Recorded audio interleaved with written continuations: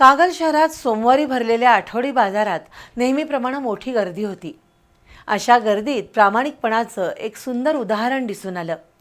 चक्क 12 ग्रॅमचं सोन्याचं मंगळसूत्र 3 महिलांना सापडलं आणि कसलाही मोह न बाळगता ते मंगळसूत्र पोलिसांकडे जमा करून संबंधित महिलेपर्यंत पोहोचवलं।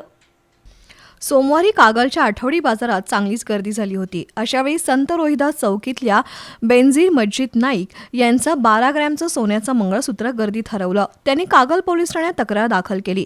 दरम्यान शाहूनगरमधील बेघर वसाहतीत राहणाऱ्या सविता दगडू कुडचे, सुवर्णा चंद्रकांत पोवार आणि सुजाता सचिन जाधव या 3 महिलांना हे मंगळसूत्र सापडलं।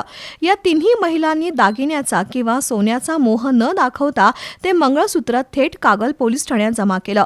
पोलिसांनी संबंधित महिलेला तिचं मंगळसूत्र परत दिलं। हरवलेला दागिना परत मिळाल्यानं बेनझीर नाईक यांना मोठा दिलासा मिळाला। या प्रामाणिकपणाबद्दल कागल पोलीस ठाण्यात त्या 3ही महिलांचं कौतुक झालं।